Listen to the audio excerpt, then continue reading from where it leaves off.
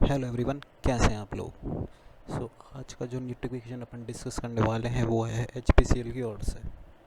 इसका detail notification आप पूरा डिस्कस करेंगे कि कौन कौन सी ब्रांचेस एलिजिबल है, कौन कौन अप्लाई कर सकता है। तो इस वीडियो को एंड तक ज़रूर देखना, और अगर ये वीडियो आपको पसंद आती है तो प्लीज़ इस वीडियो को लाइक करना और इस चैनल को प्लीज़ प्लीज़ सब्सक्राइब कर दीजिए। चलिए शुरू करते हैं। HPCL HPCL सबसे पहले HPCL का हम बात करेंगे। HPCL invites talented and motivated candidate looking for the exciting career opportunities in energy sector and willing to contribute towards the India's energy future by being part of our growth journey. Interested and eligible candidate can apply of the following vacancies online. Correct. तो शुरू करते हैं सबसे पहले date से। इसका commencement 23 जून से, मतलब आज से स्टार्ट हुआ है, ठीक है। और लास्ट डेट इसकी जाएगी 22 जुलाई। लगभग एक महीना है आपके पास इस फॉर्म को फिल करने का। चलिए आगे देखते हैं। अब देखते हैं इसमें कौन कौन सी ब्रांचेस एलिजिबल है। तो इसके अंदर टोटल नंबर ऑफ़ ब्रांचेस जो एलिजिबल हैं वो लगभग टोटल, अगर मैं आपको बताऊं तो काफ़ी सारी ब्रांचेस एलिजिबल हैं।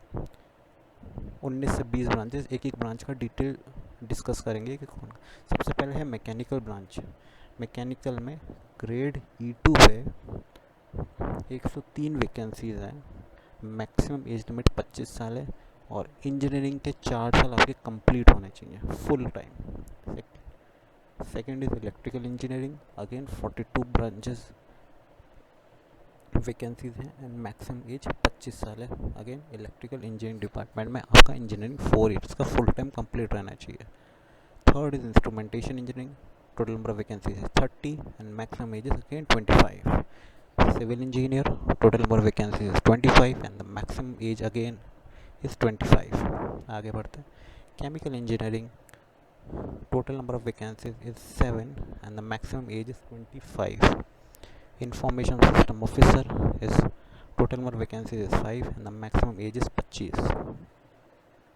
सेफ्टी ऑफिसर्स की बात करेंगे तो इसमें काफ़ी सारी ब्रांचेस हैं। कौन कौन सी ब्रांचेस है उसका मैं बताता हूँ आपको। सेफ्टी ऑफिसर जो कि उत्तर प्रदेश है, टोटल नंबर ऑफ वैकेंसी 6 हैं, एज लिमिट 27 है। अगेन इसमें 4 इयर्स इंजीनियरिंग बैकग्राउंड आपका रहना चाहिए, mechanical, civil, instrumentation, electrical and chemical में।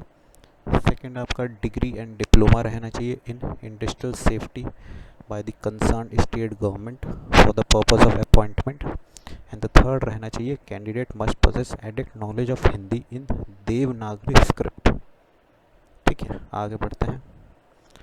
Now the next is safety officer, Tamil Nadu location, and एक ही वैकेंसीज है। अगेन इसमें same 4 years engineering degree in mechanical, civil and instrumentation, degree or diploma in industrial safety recognized by the concerned state government of Tamil Nadu for the purpose of appointment as a safety officer, and the candidate must possess the Tamil language। Tamil language आना बहुत ज़रूरी है। Next, safety officer Kerala, total number of vacancies is 5 and the maximum age is 27। Again 4 years regular engineering degree in mechanical, civil, instrumentation, a degree or diploma in industrial safety by the concerned state government for the purpose of appointment as a safety officer, and the candidate must possess adequate knowledge of Malayalam। Safety officers Goa, number of vacancy is 1, maximum age limit is 27, 4 years regular degree in mechanical, civil, instrumentation, electrical and chemical, and degree or diploma in industrial safety by the concerned safety government, and candidate must possess adequate knowledge of local language। Next, fire and safety officer, इसमें vacancies केवल 2 हैं। Age limit की बात करें 27। अब कौन कौन से इसके अंदर ब्रांच एलिजिबल है वो देखते हैं। ठीक है, इसमें है full time regular BE BTech in fire और fire safety engineering and possess a full time diploma or certificate in industrial safety। ठीक है, एंड सबसे इम्पोर्टेंट चीज, equivalent of a duration not less than 1 year avoided by any university under the central or state legislation or the Department of Technical Education or the Board of Technical Education or any state government of India from a regional labor institute or central labor institute. इसमें Marathi language आना compulsory है, ठीक है, compulsory नहीं है, आपको knowledge होनी चाहिए अगर आप इस वैकेंसी के लिए अप्लाई कर रहे हैं। आगे बढ़ते हैं। क्वालिटी कंट्रोल ऑफिसर में 27 वैकेंसीज है, एज लिमिट 27 एंड इसमें आपके पास एमएससी रहना चाहिए, chemistry, analytical, physical, organic and inorganic. अगर मैं बात करूँ ब्लेंडिंग ऑफिसर्स में, मैक्सिमम एज लिमिट इसके अंदर 27 है and number of vacancies is 5। Same 2 years full time regular MSc in chemistry, analytical, physical और ऑर्गेनिक और inorganic. Chartered accountant, number of vacancies is 15, maximum is 27। इसमें आपके पास क्वालिफाइड रहना चाहिए CA from ICA along with the mandatory articleship and the members of ICAI. HR officer, total number of vacancies 8 and age is 27, 2 years full-time post-graduate degree, equivalent course in HR, personal management, industrial relation, psychology or MBA with specialization in HR, personal management. Welfare officer and Vikash refinery, number of vacancies is 1 and degree in arts, science and commerce or in law of university, post graduate degree or diploma with case laws, industrial relation, personal management, HRM and other subject with labor welfare. Adequate knowledge of Telugu language is compulsory, not compulsory but mandatory. Welfare officer Mumbai refinery is 1, law officer is 5 and law officer HR is 2। अब इसमें law की अगर बात करेंगे तो 3 times आपके पास law में 3 years का फुल कोर्स रहना चाहिए ग्रेजुएशन के बाद, या 5 years कोर्स रहना चाहिए आफ्टर 12th, ठीक है। अब बात करते हैं सीनियर मैनेजर या मैनेजर में इलेक्ट्रिकल में, इसमें 4 years का आपका इलेक्ट्रिकल डिपार्टमेंट का बैकग्राउंड रहना चाहिए, ठीक है। अब देखिए यहाँ पे हम इंजीनियरिंग फंक्शंस की बात करते हैं कि कौन कौन सी ब्रांचेज एलिजिबल है। मैकेनिकल में मैकेनिकल एंड प्रोडक्शन, इलेक्ट्रिकल में इलेक्ट्रिकल एंड इलेक्ट्रॉनिक्स, इंस्ट्रूमेंटेशन में इंस्ट्रूमेंटेशन कंट्रोल, इंस्ट्रूमेंटेशन इलेक्ट्रॉनिक्स, जो भी इंस्ट्रूमेंटेशन रिलेटेड है सब है। सिविल में सिविल, केमिकल में chemical, petrochemical refining etcetera. Information system में computer science and information technology. Chartered account की बात करें 50% सीए फाइनल के ग्रुप 1 ग्रुप 2 में रहना चाहिए। लॉ एंड लॉ एचआर में मिनिमम 60% रहना चाहिए एंड बाकी सब पोजीशन के लिए 60%। देखो वर्क एक्सपीरियंस कौन कौन सी ब्रांचेज में एलिजिबल है उसके मैं बारे में डिस्कस करता हूँ। उसके बारे में तो आप हर चीज़ अच्छे से पॉइंट कर सकते हैं, बट मैं आपको एक ओवरव्यू बता देता हूँ कि वर्क एक्सपीरियंस आपका देखा जाए तो क्वालिटी कंट्रोल ऑफिसर में वर्क एक्सपीरियंस रिक्वायर्ड है मिनिमम 3 year का, ठीक है। ये रोल्स एंड रिस्पॉन्सिबिलिटी आप एक बार खुद से रीड करना, आपको समझ में आ जाएगा। ब्लेंडिंग ऑफिसर में अगेन 3 years का वर्क एंड एक्सपीरियंस रिक्वायर्ड है।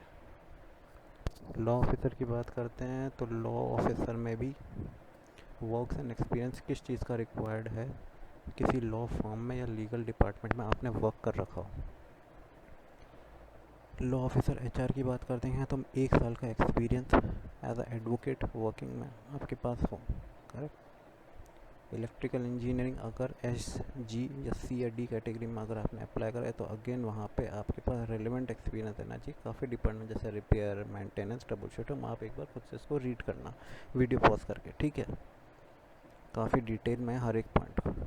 अब बात करते हैं सिलेक्शन प्रोसीजर की। देखो सिलेक्शन प्रोसीजर में सबसे पहला तो होगा आपका एप्टीट्यूड का टेस्ट, इसमें आपका होगा, ठीक है, CBT, ठीक है, group task and personal interview.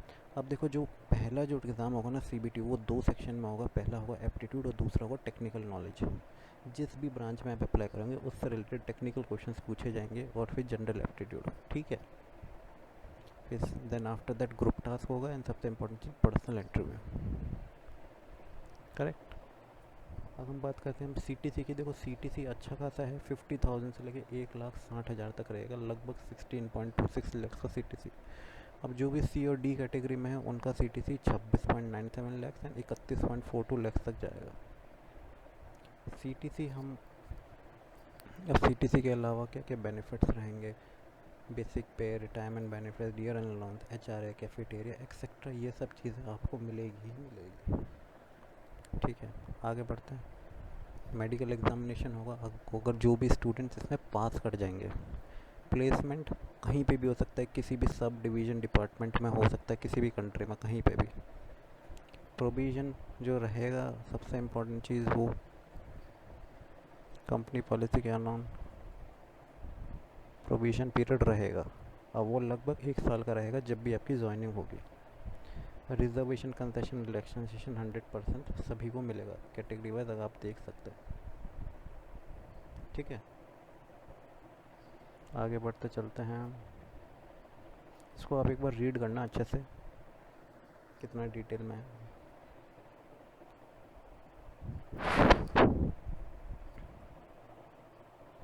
Application process मैंने आपको बताया 23 जून आज से स्टार्ट हुआ है, जो कि 22 जुलाई तक जाएगा। ये वेबसाइट का लिंक है, मैं डिस्क्रिप्शन में भी दे दूँगा, वहाँ से जाके आप अप्लाई करना। बहुत ही सिंपल है, ज़्यादा डिफ़िकल्ट नहीं है इस एप्लीकेशन फॉर्म को फिल करना। अगर आपको कोई प्रॉब्लम आता है तो डेफिनेटली मैं एक वीडियो बना दूँगा जिसमें आप कैसे फॉर्म फिल करते हैं स्टेप बाय स्टेप आपको बता दूँगा। अगर हम फ़ीस की बात करेंगे तो फ़ीस 1180 रुपये है जनरल, ओबीसी और ईडब्ल्यूएस कैंडिडेट के लिए। हम जनरल इंस्ट्रक्शंस की बात करते हैं तो ये बेसिक जनरल इंस्ट्रक्शंस आप देख सकते हैं वीडियो पॉज करके। सबसे इम्पोर्टेंट चीज़ यहाँ पे ये बताएगा कि जो टोटल नंबर ऑफ़ वैकेंसीज़ हैं वो प्रोविजनल है, मतलब बढ़ भी सकती है, घट भी सकती है, depend upon the actual requirement.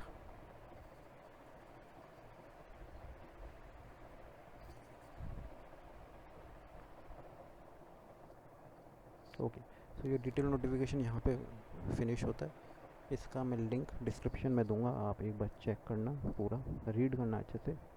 और इसके अलावा जितने भी इंपॉर्टेंट पॉइंट्स हैं मैंने सारे कवर कर दिए हैं। अगर आपको कोई डाउट है तो प्लीज़ आप कमेंट सेक्शन में बताएं। अब जो नेक्स्ट वीडियो आएगी उसमें ये बताया जाएगा कि आपको क्या क्या टॉपिक्स पढ़ना है, किस सब्जेक्ट में क्या क्या पढ़ना है, किस टाइप का क्वेश्चन आएगा, वो नेक्स्ट वीडियो में। और इस वीडियो को हम यहीं पे एंड करते हैं। आई होप ये वीडियो आपको पसंद आई होगी, तो प्लीज़ इस वीडियो को लाइक कर दो, एक लाइक सफिशिएंट है। एंड शेयर करिए एंड प्लीज़ चैनल को सब्सक्राइब करिए। Thank you so much. So मिलते हैं अगली वीडियो में।